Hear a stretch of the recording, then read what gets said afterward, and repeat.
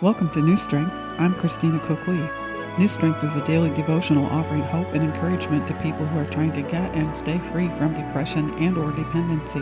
I would encourage you to read along with me.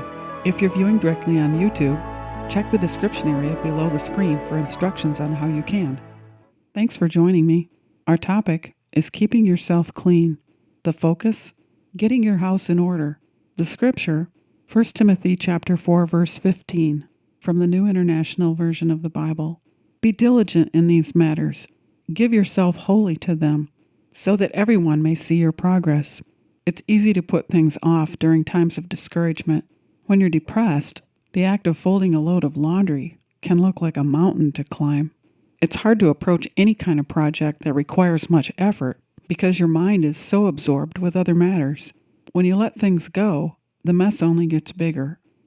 As it grows, you just feel more overwhelmed, and of course you don't see any progress. Several years ago, there was a children's program on public television called The Big Comfy Couch. The main character, Lunette, was cute and clownish. The show was full of good life lessons. In most of the programs, Lunette was involved in amusing exploits that led to a segment called the 10-second tidy. Throughout the program, stuff was tossed here and there around the main room until it was sloppy looking. At the beginning of the tidy segment, Lunette would suddenly realize how bad things were, at which point she would exclaim, "Who made this big mess?" Normally, Lunette had made the mess herself. The viewers had seen it happen, but she didn't. With a toss of her big black pigtails, she'd announce, "Time for the 10-second tidy." In fast motion, within 10 seconds, Lunette would clean up the room. Watching Lunette tidy up so rapidly was entertaining. Cleaning up looked like fun due to the technical tricks performed in post-production. This cute show helped children see the importance of taking responsibility for the messes they make. In real life, it would take a child longer than 10 seconds to clean up a whole room, but actually, some things can be accomplished in a few seconds. During the show, it was clear Lunette was making a mess. She didn't set out to make a mess. It just happened while she was having fun doing other things. She didn't seem to even realize that she was making a mess. She just never put things away until the situation was out of control. She always seemed shocked at how everything got so messed up. And she always thought someone else must have made the mess when she wasn't paying attention. But then Lunette accepted the responsibility and cleaned it up. Once in a while, Lunette's doll, Molly, made the mess. If that was the case, Lunette still had to help Molly clean up the mess. Isn't that kind of how things happen with dependency? Isn't that how we often feel in depression? Like somebody else came along and messed everything up and now we have to deal with it. We can go along refusing to take responsibility for the mess, but that doesn't change anything. For lasting change and improvement to take place, we need to ask God to help us face our part of the work. In order to keep ourselves clean, we have to pay attention and not take things for granted. When your life has become unmanageable, it probably goes without saying that your house is not in order either. Most likely, there are things that need attention. If you can't face all of it, try facing a small part of it and accomplish one thing a day. Just one thing a day will help you start feeling like you're getting somewhere. Clean one drawer, or the top of one table.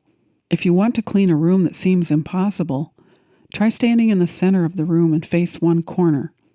Look at 1/4 of the room, with the corner as the center. Don't look at the rest of the room. Just focus on 1/4 of it.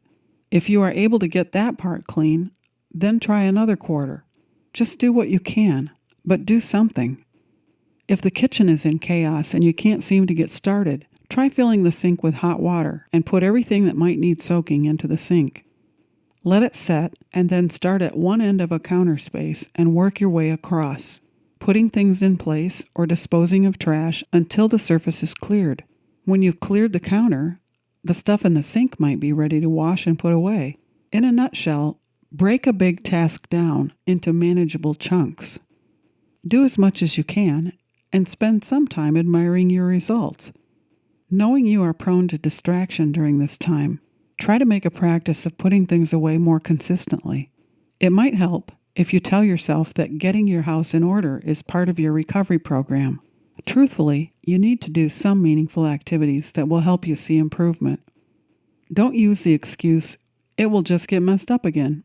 Living in confusion is not going to help you have a positive outlook about your future. Declaration: I will find new strength by taking the responsibility of getting my house in order. Even if I didn't make all of the mess myself, cleaning it up could be therapeutic and will help encourage me as I keep moving forward.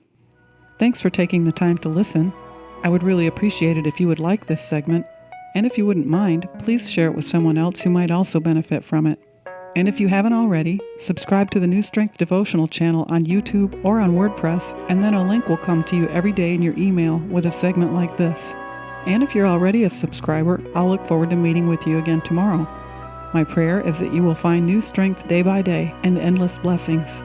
I'm Christina Cook Lee.